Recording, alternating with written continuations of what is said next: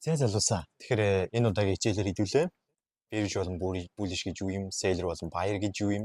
За тэгээд бид нар яаж forex дээр яг арилжаа хийж явдаг юм бэ гэдэг талаар ярилцсан.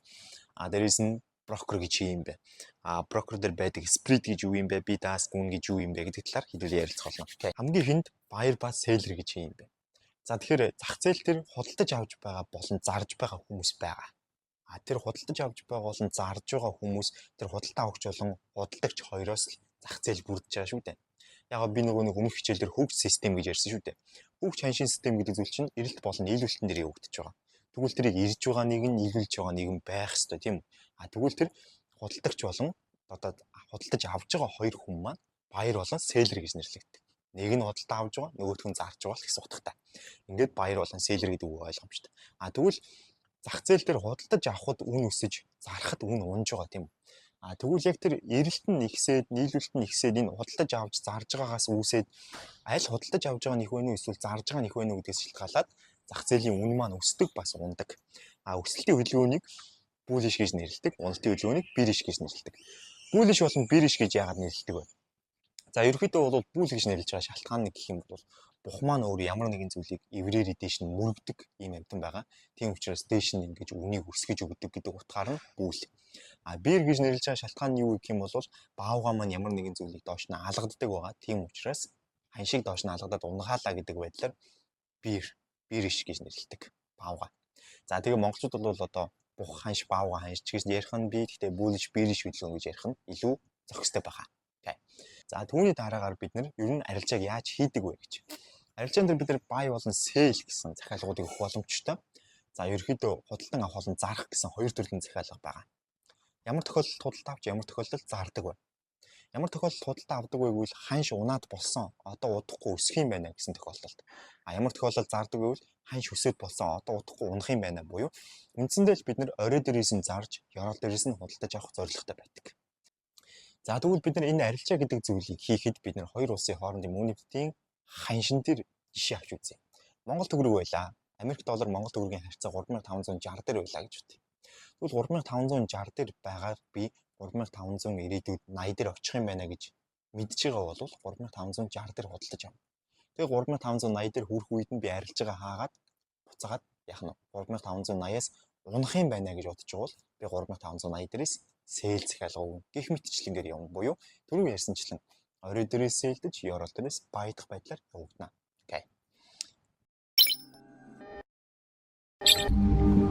За тэгвэл энэ арилжаа гэдэг зүйлийг хийхин тулд хувь хүн одоо жишээ нь над шиг жижиг арилжаачин хүн яаж энэ арилжаа гэдэг зүйлд оролцох ёстой юм бэ? Бид нар энэ арилжаа гэдэг зүйлд оролцохын тулд хувь хүн шууд байдлаар арилжаанд оролцох боломж байхгүй. Заавал ямар нэгэн зүйлд дамжин тэр ямар нэгэн зүйл нь өөрөө юу гэвэл брокер. Хувь хүнийг энэ forex-ийн зах зээлтэй холбож өгж байгаа зүйл нь брокер, холбогч нь, зуурчлагч нь тийм ээ, брокер байгаа. Энэ үйлчлэгийг үзүүлдэг зүйл нь брокер. Тэгэхээр брокер дээр бид нар өөрсдийнхөө тодорхой хэмжээний мэдээллийг өгөөд дансаа нийлгээд брокер дээр дансаа цэнэглээд тодорхой хэмжээний мөнгийг өөргөө дансанд хийгээд ингээд бид нар forex-ийн зах зээлд оролцоход бэлэн. Бид нар forex-ийн зах зээлийн альч хослол дээр оролцоход бэлэн болж байна гэсэн. За тэгвэл бид нар брокертойгоо танилцъя. Брокер гэж хин юм бэ? Брокер гэдэг бол хууль ёсны дагуу албан ёсоор үйл ажиллагаа явуулж байгаа байгууллага. Таныг валютын зах зээл, таныг ер нь энэ зах зээлийн арилжаа гэдэг зүйлтэй холбож өгж байгаа гол холбогч гэж ойлгож байна. Тэгвэл брокерт би дансныхын тулд ямар нэгэн мөнгө төгрөг төлөх шаардлагатай юу гэвэл шаардлагагүй. Би брокер дээр ороод өссөн дансаа үнгүү нэх боломжтой. Энэ маш гоё бац тийм ээ. За тэгээд брокер дээр ороод би дансаа нээж болно. Гэхдээ маш олон брокерууд байгаа. Эдгээр нь юугаар ялгаатай юм бэ? За ер нь брокер өөрөө одоо дансыг үнгүй нээж өгч юм бол юунаас ашиг болдог юм бэ гэдэг асуултанд хамгийн ихний хариулъя. Брокер өөрөө юунаас ашиг болдог вэ гэвэл брокер комиссноос, спреднээс ашиг болдог байгаа. Брокер танаас тодорхой хэмжээний шимтгэл авдаг. Арилжаа нээх болон хаах болгонд чинь. Эсвэл арилжаагаа удаан хугацаанд барихад танаас шимтгэл авдаг. Энэ шимтгэлээрээ брокер ашиг болдог. За тэгвэл брокер дээр бид нар юуг анхаарах хэрэгтэй вэ гэх юм бол брокер дээр бид нар spread гэдэг зүйлийг нь анхаарах хэрэгтэй. Spread гэдэг нь өөрөө юу юм бэ? Spread-ийг маш ялбархнаар тайлбарлаж өгье. За 8 шарга дээр бид нар ер нь банкн дээр ч гэсэн бид нар худалдан авах болон зарах үн гэдэг зүйлийг харж исэн байх.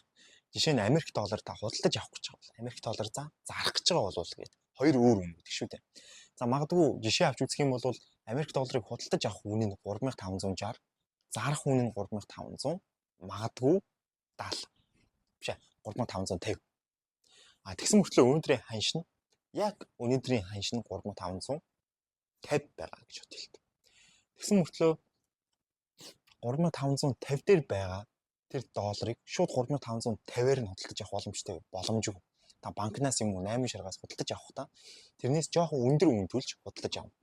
3550 дээр байгааг магадгүй 3560 дээр худалдаж явж гин гэж бодъё. 3550 дээр байгааг зарахтаа би арай илүү хямд зарах ёстой болно. Яг л тэр авж байгаа газрууд нь тэгж авч байгаа учраас 3550 дээр байгаа тэр долларыг би 3545 дээр зарж авах жишээтэй. Тэгвэл энэ зүйл яг энэ худалдаж авч байгаа болон зарж байгаа үнүүдийг нь юу гэж нэрлэдэг вэ? Бид болон ask гэж нэрлэдэг. Худалдан авах болон зарах үн. Тэгвэл энэ худалдаж авч байгаа болон зарж байгаа ханшуудыг хооронд нь хасаад гарч байгаа үнийн дүнг нь өөрийг нь юу гэж нэрлэдэг вэ гэх юм бол spread буюу худалдан авах болон зарах үнийн дүнгийн зөрүү гэж нэрлэдэг. Зөрүү. За тэгэхээр тухайн брокер өөрөө худалдан авах болон зарах ханшийг тогтоож өгсөн байна. Тэр худалдан авах болон зарах ханшийн хоорондын зөрүү нь өөрөө spread. Тэгэхээр тухайн брокерийн spread өөрөө ямар байна вэ гэдгийг сайтар ажиглах хэрэгтэй. Яагаад гэх юм бол бид нар мэдээж одоо байгаа ханшнаас хэтэрхий өндөр үнээр худалдаж авах, хэтэрхий доод үнээр зарах нь биднэрт ямар ч ашиггүй. Ямар ч ашиггүй эсвэл бол жоохон ашигаас хойш татсан байдалтай байдаг. Тийм учраас бид нар брокерыг сонгохдоо хамгийн ихэнд спредийг нь харах хэрэгтэй. За тэгэхээр ихэнх брокерууд спред багатай байдаг. За спред багатай брокер гэж байгаа, спред ихтэй брокер гэж байгаа. Ер нь спред багатай брокерыг нь сонгох хэрэгтэй. Нэгдүгürt. Хоёрдугаарт нь юу гэх юм бол тогтвортой спредтэй болон тогтворгүй спредтэй брокер гэж байгаа. Тогтвортой спредтэй брокер гэдэг нь ер нь тухайн спред, тухайн авах болон зарах ханшийн өөрчлөлт гардаггүй брокерыг тогтвортой спредтэй брокер гэж нэрлэдэг. Тогтворгүй спредтэй брокер гэдэг нь тухайн худалдан авах болон зарах ханш нь өөрөө тогтворгүй байдаг брокерыг тогтворгүй спредтэй брокер гэж нэрлэдэг. За тэгвэл ер нь тухайн спред худалдан авах болон зарах ханш гэдэг зүйл маань юунаас болж өөрчлөгдөд идэг юм бэ гэдэг. Дах зээл дээр болж байгаа тэр ханшийн өөрчлөлтөнд нөлөөлөх мэдээ үлгэж байдаг. Томоохон мэдээ. За жишээ нь одоогийн Америк нэгдсэн улсын ерөнхийлөгч бол Дональд Трамп байгаа. Дональд Трампын гаргаж байгаа шийдвэр бичиж байгаа твит болгоны цаана зах зээл өөрөө савлж байгаа. Тэгэхээр Дональд Трампын зүгээс жишээ нь хятад улстай худалдааны найдаа зарлнаа. Татварыг нь тэдэн хувиар нэмнэ гэд ингээд л шууд зах зээлд маш том хэмжээний импакт үүснэ тийм. Энэ нь өөрөө зах зээлийн эрэлт болон нийлүүлэлтэнд маш их хэмжээгээр өөрчлөлтийг авчирж байгаа. Нөгөө маш том хэмжээний хөрөнгө оруулагчдад маш их хэмжээний өөр шийдвэрүүдийг гаргахад хүргэж байгаа. Тэгэхээр энэ янз бүрийн мэдээнүүд, энэ янз бүрийн импактуудаас үл хамааран тухайн спред нь тогтвортой байдаг брокер байдаг. Тогтворгүйгээр тэр шийдвэр болгоноос нь хамаарат худалдаа авах болон зарах үнийг өөрчлөгдөдөг брокерууд гэж байдаг. Бүр тэр нь асар их хэмжээгээр өөрчлөгдөг, савладаг брокерууд гэж байгаа. Тэр нь бидэрт ашиггүй. Харин тогтвортой байх нь бидэрт ашигтай гэсэн. Окей? Хоёр дахь зүйл нь брокерийн зүгээс биднэрт бас leverage гэдэг зүйлийг санал болгодог. За leverage гэдэг зүйл нь өөрөө юу юм бэ гэх юм бол бид нар энэ том хэмжээний forex-ийн зах зээл өдөрт 7F80 эргэлддэг энэ том хэмжээний зах зээлд бид нар оролцогч байхын тулд бид нар энэ зах зээл дээр арилжаа хийхин тулд бид нар нэлээд мөнгөтэй байх шаардлагатай болно тийм үү? Тэгвэл би $100-аар дансаа цэнгэлээд $100-аар арилжаа хийх боломжийг олгож байгаа зүйл нь өөрөө брокер баг. Брокерийн leverage. За $100 би дансаа цэнэглээд дансаа цэнэглэх үедээ би leverage тухайн дансыг нээх үедээ би leverage гэдэг зүйлийг сонгож байгаа. Тухайн leverage гэдэг зүйл маань нэгийг харьцдаг 100, нэгийг харьцдаг 1000 ч гэж байгаа. Нэгийг харьцдаг 500, нэгийг харьцдаг 50 ч гэж байгаа. Тэгэхээр тухайн leverage маань өөрөө биднэрт $1 болгоныгоо тэд дахин үржиж цааш нь арилжах боломжийг олгож байна. Тийм учраас бид нар энэ том хэмжээний зах зээлээр арилжах боломжтой. За тэгээ ер нь бол анх арилжиж байгаа анхдагч хүний хувьд бол нэгийг харьцдаг 50 болон нэгийг харьцдаг 100 leverage хамгийн тохиромжтой байдаг. Яг гэх юм бол leverage гэдэг зүйлийг хоёр эртээ хутга гэж нэрлэдэг. Учир нь их хэмжээний мөнгөөр арилжиж их хэмжээний мөнгө олох боломжтой боловч эсрэгээр маш хурдан их хэмжээний алдагдлалд хүрч дансаа алдах боломжтой гэж үздэг. Тийм учраас шүү дээ. Окей. За тэгэхээр брокерийн зүгээс spread гэдэг зүйлийг сайн ажиглаарай. За тэгээд leverage гэдэг зүйлийг бас зөв тохируулж сураарай. Окей. За тэгэхээр бид нар үндсэндээ бол арилжаа гэдэг зүйлийг орой дээрээс нь зарж орол дээрээс нь худалдаа авах зорилготой бид нар ханшийг нь хизээ өсгөх хизээ буурах уу гэдгийг өөрчлөж таамаглаж чаддаг байх хэрэгтэй юм байна гэдэг энэ хугтхууныг мэдж авлаа. За тэгээд дээрээс нь мэдээж арилжааг хийхэд бол бид нар брокер дээр данс нээх хэрэгтэй юм байна. Дансаа нээхдээ анхаарах зүйл бол leverage зөв сонголт. За тэгээд spread нь ямар юм бэ? Доктортой юм уу, докторгүй юм уу гэдгийг нь бид нар ажиглах хэрэгтэй байна. Окей. За энэ байна залуусаа. За миний зүгээс бол би өөрөө MFT брокерыг санал болгодог. MFT брокер бол мэдээж Монголд номер 1 брокер байгаа. За Монгол брокероо сонгохын давуу тал нь гэх юм бол мэдээж буцаад буух эзэн буцах хаягтай байгаа. Нэгдүгürt, хоёрдугаарт нь хамгийн гол зүйл болох supporterууд маань буюу бидэртэй харилцаж байгаа одоо үйлчлэгээний ажилтнууд маань Монгол хүмүүс байгаа. 100% та монгол хэл дээрээ бүх үйлчлэгийг авах боломжтой тийм ээ. За тэр нь бол хамгийн том давуу тал байгаа. За мэдээж дараагийн давуу тал нь бол MFT Forex брокерийн өөрийнх нь spread нь маш бага байдаг. Commission мөн багатай, олон төрлийн дансны сонголтуудтай байдаг байгаа. За тэгээд дараагийн мэдээж давуу тал нь бол withdraw хийх буюу одоо өөрийнхөө мөнгийг татаж авах тийм ээ. Ашгаа татаж авахд маш хурдан ордог. Банкныга данс руу шууд татаад авчиж болно. Өөр нь ямар ч банкны данс руу шууд татаж авч болно. Крипто татаа холтууд ч байгаа. Тийм учраас татаа холт маш хурдан байдаг. Цэнэгдэлт мэдээж маш хурдан байна. За гадны брокеруудаас татаа холт хийхэд бол нэг өдрөөс 2 өдөр болдог ч юм уу. За яг хуу крипто татаа холттой газрууд нь бол гайгүй хурдан. Харин өөрийнхөө данс руу татаж авч байгаа тохиолдолд бол ер нь жоо хүлээлтдэг 24-48 цаг ч юм уу тийм ээ. Зарим тохиолдолд бүр удаа 5 маа хоног, ажлын 5 маа хоног тийм асуудал байдаг. Тэгвэл татаа холт болон цэнэглэлтэн дээр ямар ч асуудал байхгүй. Дээрээс нь харилцахад дэндүү хэлбэрх юм байдаг. За тэгээд spread болон үйл ажиллагааны хувьд бол асуудал байдаггүй байгаа. Окей.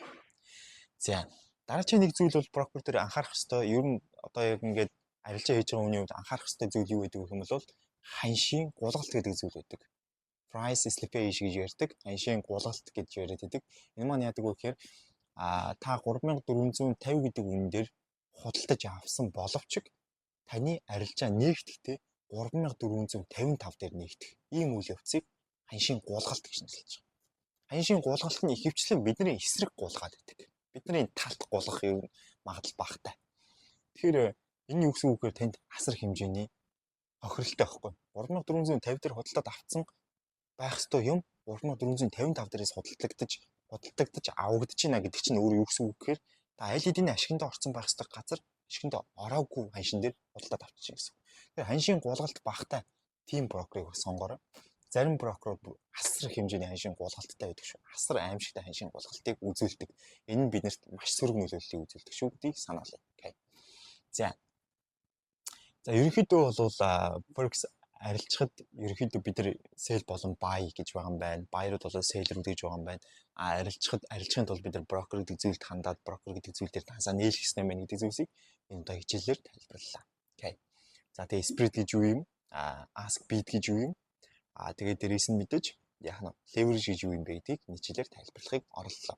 Тэгээ хичээл ерөнхийдөө богинохон бөгөөд ойлгомжтой бас дээрээс нь их хэмжээний мэдээллийг бүр нэг дор ингээд тархивч хийгээгүй байсан танд илүү хэлбэр байх байхаа гэж бодож байна. Окей.